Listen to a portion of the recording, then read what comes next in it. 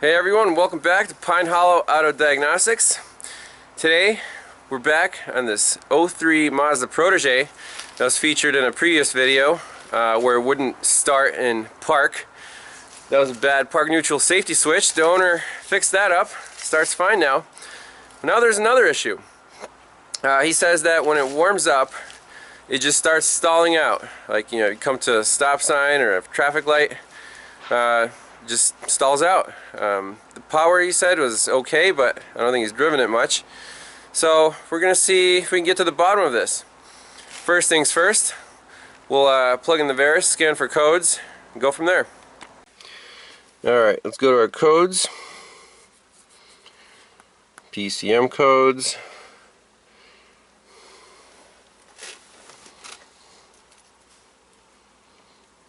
No DTCs.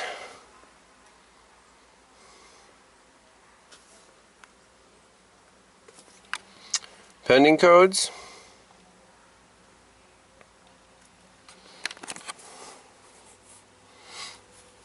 No pending DTCs.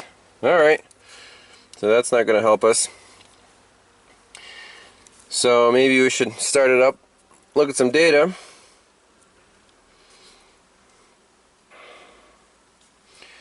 See how much we can. Oh, I got 4 lists here, so I want to start it up, maybe take a look at fuel trims. I think it runs fine cold, but still worth a look, just to assess the initial condition. Yeah, TPS, ignition advance. We don't see the fuel trims in here. Let's go back to data 2. For some reason the scanner is being kind of slow here. So once I find the trims, I'll pull it up here. Alright, here's the list. For some reason they all say NA, so let's start it up. A little long crank time, it's probably been sitting a while. Wondering why they're all saying NA. I don't like this. Might have to reload the scanner.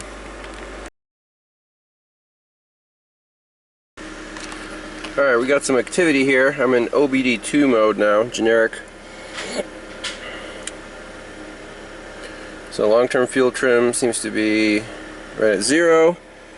Short-term is right around 3 or 4, so it doesn't look abnormal. There's no snap throttle. It kind of stumbles. Let's hold the RPMs up.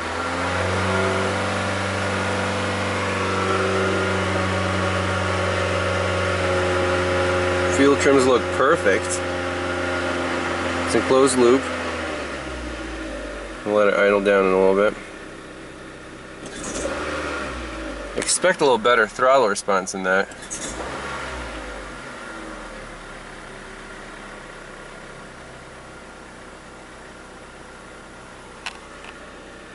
So I don't see anything abnormal here.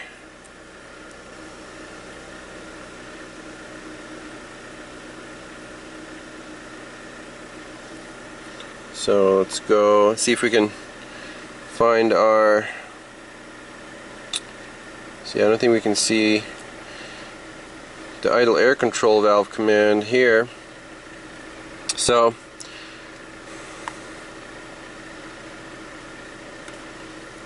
let's get out of here, try the Mazda OEM mode again. Mazda Protege.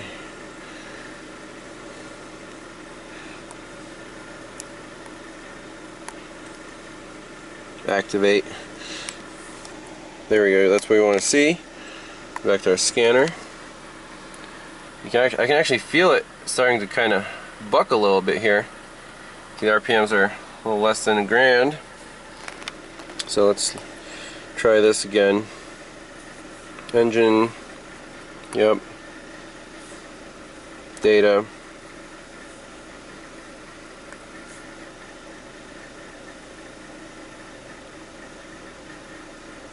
Alright, we got live data, cool. Intake air temp, load, target engine speed. Okay. I'm not seeing a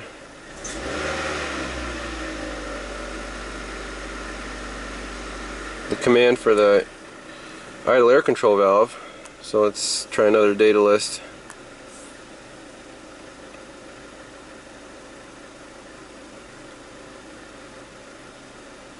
Oh, that was the first one, sorry. Let's try data 3.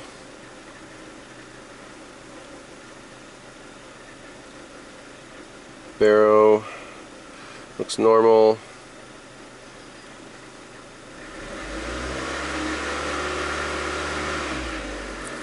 Nothing useful there.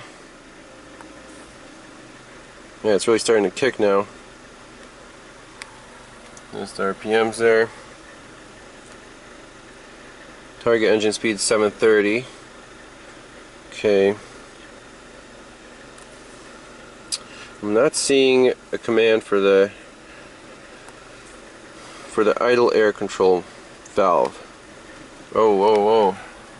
Look at that.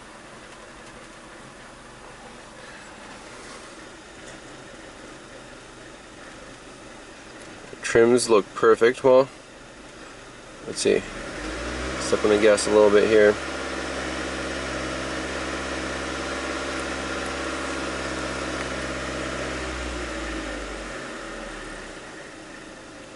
Off the throttle.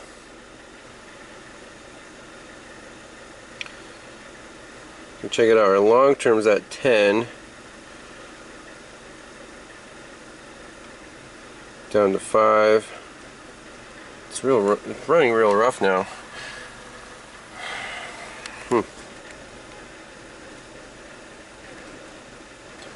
So I'm going to leave that here. Let's go under the hood for the tailpipe. You can definitely hear it. It's coughing and missing. Engine's doing the shake.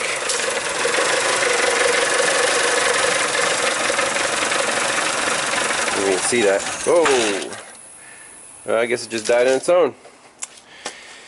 Interesting. Well, there's the throttle plate. So start it up again.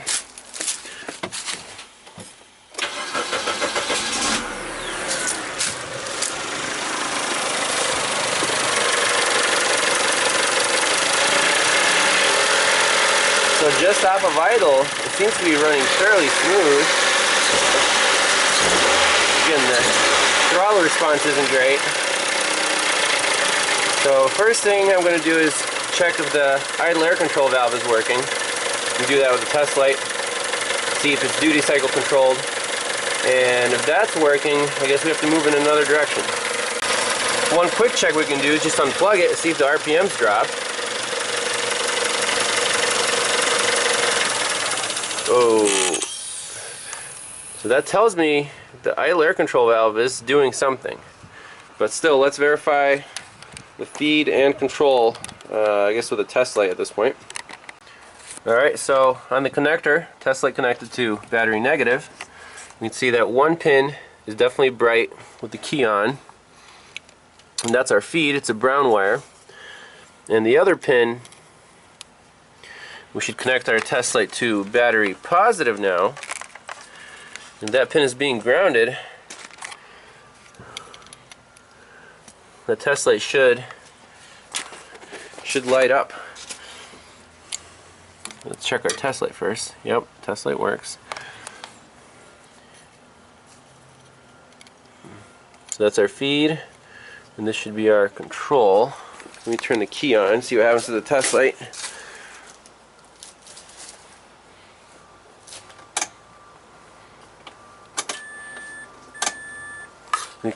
So key off, the test light actually lights because it's back feeding through the control wire. With the key on, we have no light, so that means there's positive voltage in that pin. Now I'm going to start it up.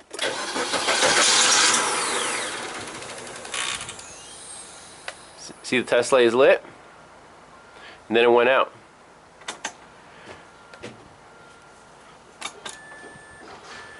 So basically when I'm starting the engine, that idle air control valve should be wide open. You can see the command is there. It's being fully open. Now I'm going to plug it back in and see if the command is still present. Alright, so got that control pin now back probed. Test light still the battery positive, and going to that jumper wire.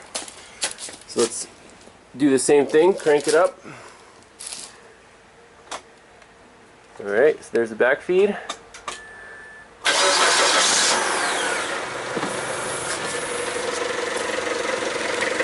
You can see the test light is lit, so that control pin is grounding the idle valve, and the engine is running.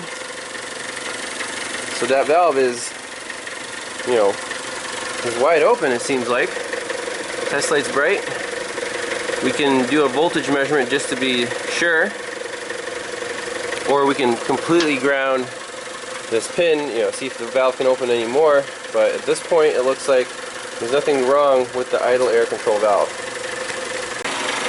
Alright, so now I'm graphing the duty cycle on that control wire. Well, this is the raw signal here.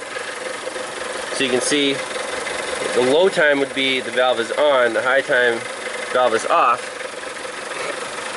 Now, instead of looking at the raw signal, we can actually graph the duty cycle here.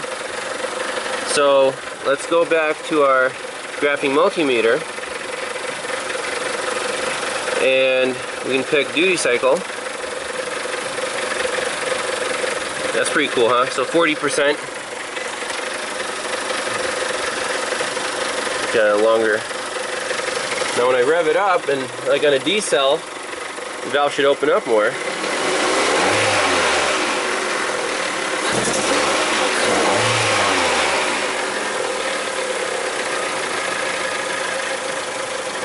Maybe I can turn on a load, see if that increases. So right now, our live data is at, you can see right there, 40%, right? Let's turn on like the headlights and the AC. Headlights are on. Blower, AC. You see our duty cycle is now at 60%. And the engine is still running, obviously not very well.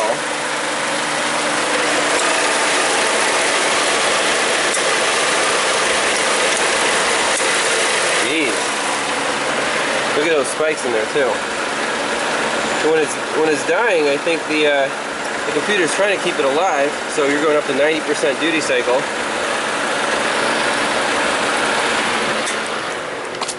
Turn that off. Turn that off. Back to 40%. So the idle air control valve is doing its thing. It's being controlled just fine. We have to move in a different direction now.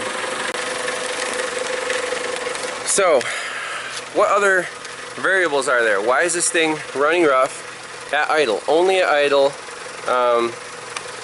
Otherwise, I haven't driven it yet. But it doesn't run that poorly. You open the throttle a little bit. Engine gets smooth. Fuel trim seems to be normal. The oxygen sensor is functional.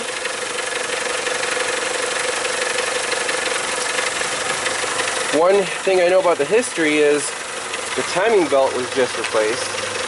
And initially the owner told me it ran real rough, so he double checked his timing and he was off a tooth. Okay? Now, is it possible that he's still off a tooth on the other cam or something? It's a dual overhead cam engine. And in fact, I mentioned this case study to Eric O at South Main Auto Repair, and he said he has seen from his experience that timing belts being off, one tooth, and the engine starts up fine, it runs great cold, but then at idle it starts just acting up. So what's the quickest way to check the timing here without ripping the covers off? Like, is there a way we can do this? I see a cam sensor right here, okay, and obviously this thing has a crank sensor too. But that's only on one cam. Like, what if he's off on the exhaust cam? You can't, there's no exhaust cam sensor. So I think at this point I'm going to try an in-cylinder pressure transducer test and see if our intake and exhaust valves are opening and closing at the right times. So we'll do that next. One other thing I wanted to show you, so we're in neutral right now, the engine's running, you know, kind of crappy, but it's still running. We put it in gear. Oh, doesn't like that. Doesn't like that, nope. Check engine lights on now. Probably because we disconnected the idle air control valve there. So, yeah, a lot of variables, but I think the pressure transducer test should show us at least if the timing is good. So let me go back to the scanner here. I assume the code that we set will be for the idle control system problem, and it has detected misfires. Okay, we can feel them. So again, nothing helpful. So let's get the pressure transducer out. Alright guys, I think you're gonna like this homemade pressure transducer. This is a prototype. Calibration, you know, isn't quite right, but all I'm interested in is the waveform. And the way I set it up here, we can adapt this air chuck to a standard air hose from our conventional pressure gauge. Alright, so that plugs in there, and then once we take this Schrader core out, we'll actually be able to see in-cylinder pressure. Alright, so this end BNC hooks right into my scope, and the second channel I want to hook up an ignition event just to see if the ignition timing is near TDC on the cylinder that we're going to be measuring the pressure on. Now in this case we have a waste spark system, so we have a coil and then a companion cylinder. So 2 and 3 are companions, and then 1 and 4 here. So I'm going to pop the number 1 boot out, take the spark plug out, and ground this guy so we still have a spark coming down this lead. And see, I have my probe connected to it, so that will be synchronized with the pressure in the number 1 cylinder. So let me get the setup and we'll fire it up. Alright, so we got our compression hose in the cylinder. Now let's hook up our test light to ground on the engine block. And let's see here. This will be just kind of grounding out our spark plug lead here. If I can get it kind of set up appropriately.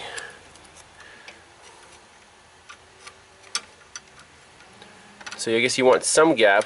Actually, I might install my spark tester in there. Alright, for our scope setup, ignition 1 is going to be our ignition probe. So channel 1 is going to be our ignition probe.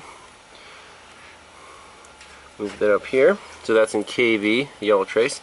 Second trace is our pressure transducer, and that goes from 0 to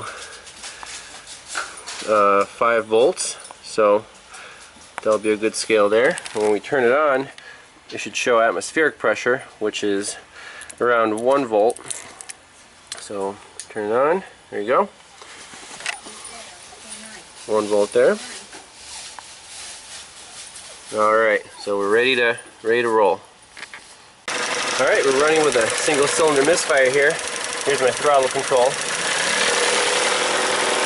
See some nice waveforms.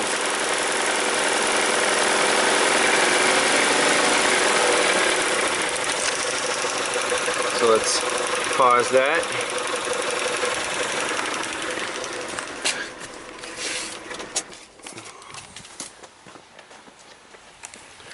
Zoom out.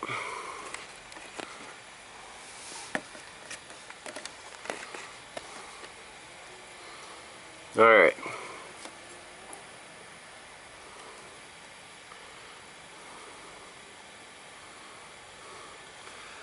Do we see anything abnormal?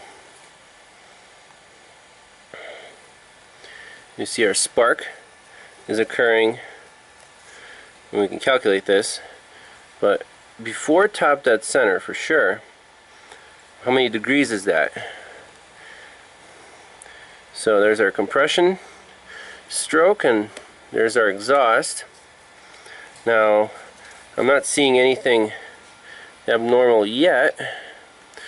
Well, let's put in some cursors. Save the data.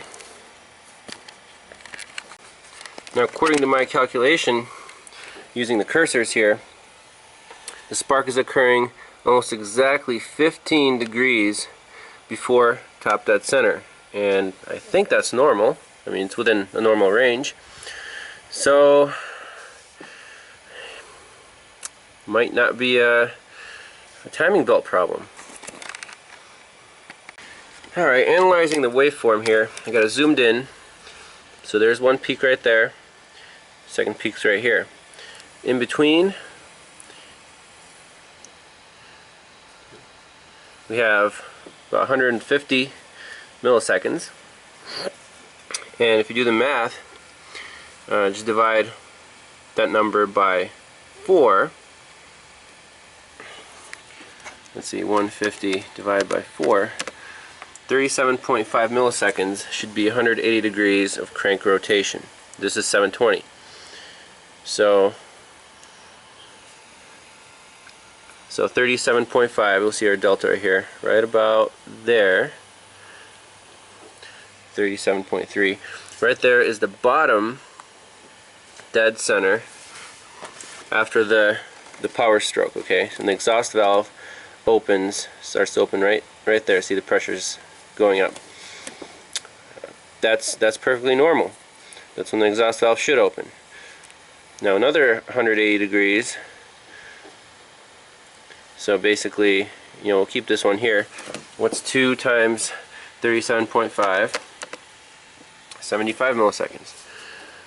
So it should be around right there. That's where we are at top dead center, exhaust stroke. Right? Top dead center, exhaust stroke, so the piston is all the way up. Now it's going to start the intake stroke. That's when the exhaust valve closes, and then we go back into a vacuum. See, anything below this line is a vacuum. That's atmospheric. Okay. And then finally, the intake stroke ends at 37.5 times 3, which is 112.5. So right about here. Okay, 111 milliseconds. So the intake stroke is complete, and from here the intake valve should close and we should start our compression. Again,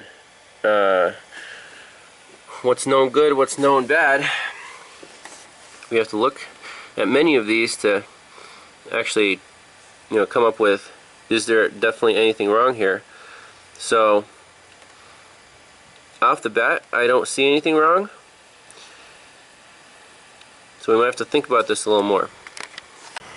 Well, so our pressure transducer test looks like it's showing correct waveform. So our timing seems to be on. It's just fine. I wish I could take this car for a test drive, but it's kind of locked in here by all these parts. That kind of sucks. I don't know where to go from here. We might scope the cam and crank signals, see if they're getting weak at idle, and causing, you know, the computer to maybe not fire the coils correctly. Actually, we can check that with a scope, see if we have a consistent signal on the coils. I think I might do that next. Alright, next we're going to do an old school manual compression check on the #1 cylinder, wide open throttle. I have the ignition coils unplugged, the engine won't start. The specification on all data is 171 psi. So Let's see what we get. I don't know if you'll be able to see the gauge.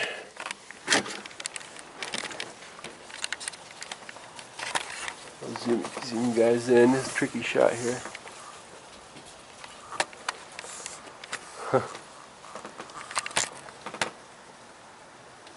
Alright, wide open throttle.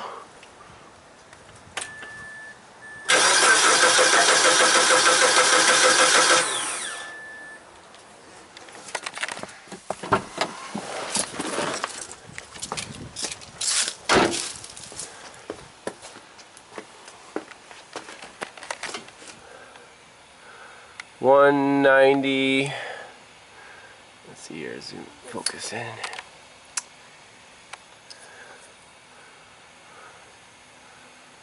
$195. Well, it's a little higher than spec, but definitely not too low. Okay, let me write that down. I think we might look at these ignition coils next. So I got my ignition probe still hooked up. I got all the spark plugs back in.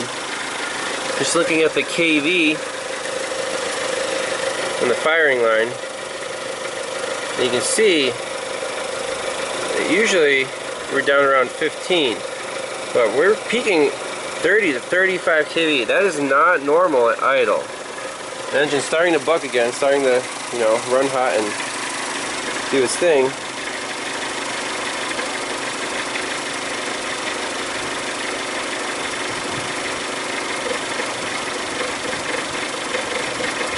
There you go, see?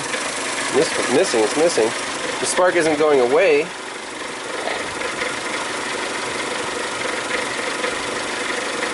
Look at the variance in kV. That's pretty crazy. We're getting some crazy high spikes here. Like 40 kV. That's insane. So let's trigger this. The rising edge. Drop the time base down.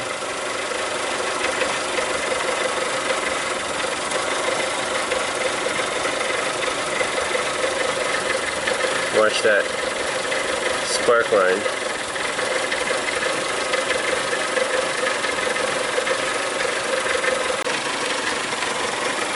It's getting crazy here.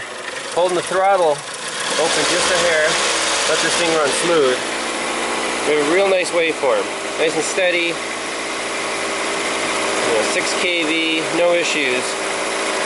As we let off the throttle, the kV increases. We start getting our misfires.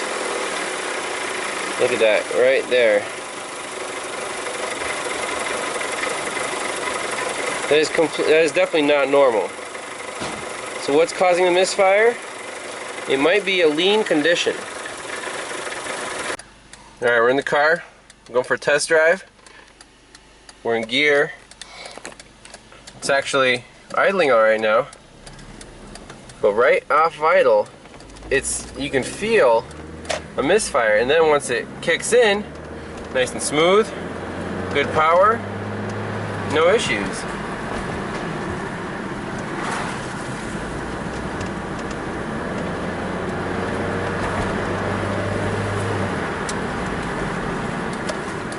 Got a check engine light flashing, of course.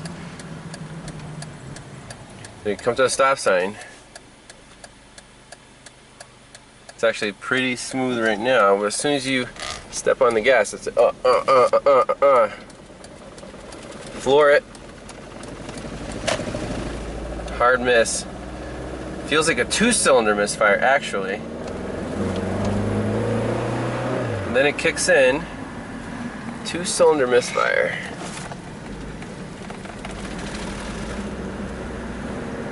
Come on, come on. Once it wakes up, it runs pretty decent. Okay. So I'm not worried about the timing belt. I'm not worried about timing belt being off. Compression's fine.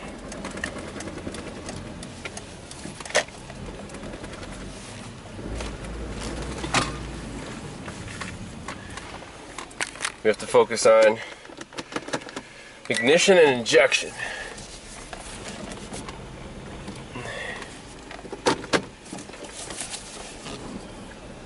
Falls on its face. I mean, it doesn't want to get out of its own way.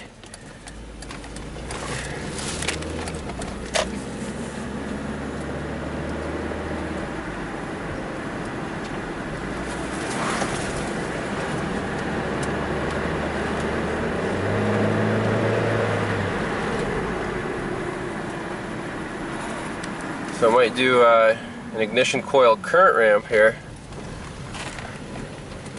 Right there. I'm having a real hard time. And then it like takes off. Really, really strange.